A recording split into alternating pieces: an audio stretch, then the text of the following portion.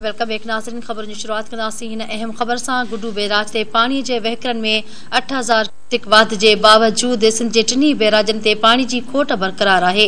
Guddu barrage ते पानी वहकरनि में 8000 cusec वाध बावजूद सिंध जे बैराजनि ते पानी जी खोट ख़त्म न थी सघी आहे। आगाह कयूं पिया पानी खोट बाबति गुड्डू बैराज ते पानी जी खोट 90% खां वधी वई। सखर बैराज ते पानी जी खोट 48% रिकॉर्ड कई वई आहे।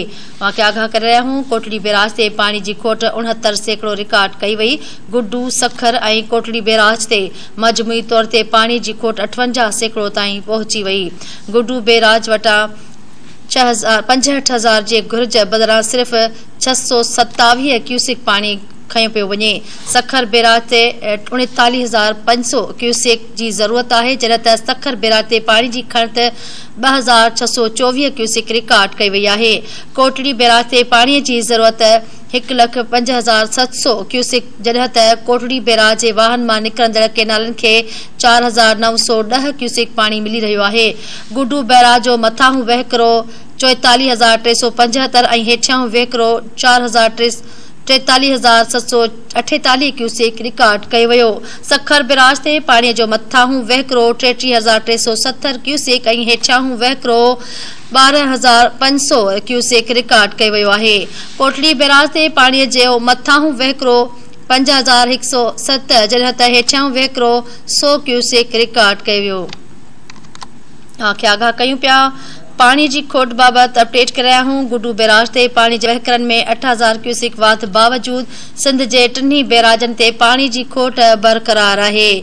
आगाह करे रहिया आहियूं गुड्डू बैराज ते पानी वहकरनि में 8000 क्यूसेक वाध बावजूद सिंध जे बैराजनि ते पानी जी खोट ख़त्म न थी सघी आहे। गुड्डू बैराज ते पानी जी खोट 90% खां वधी वई आहे। सखर बैराज ते पानी जी खोट 48% रिकॉर्ड कई वई आहे। कोटड़ी बैराज ते पानी जी खोट 69% रिकॉर्ड कई वई। गुड्डू सखर ऐं कोटड़ी बैराज ते मजमूई तौर पाणीअ जी खोट 58% ताईं पहुची वई आहे।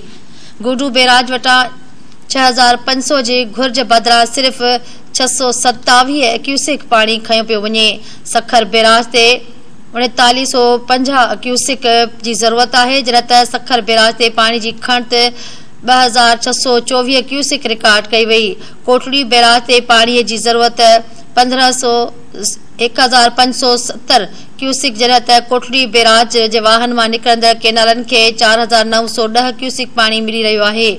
गुड्डू बैराज जो मथाहूं वहकिरो 44,375 ऐं हेठियां वहकिरो 43,748 क्यूसेक रिकॉर्ड कयो वियो आहे।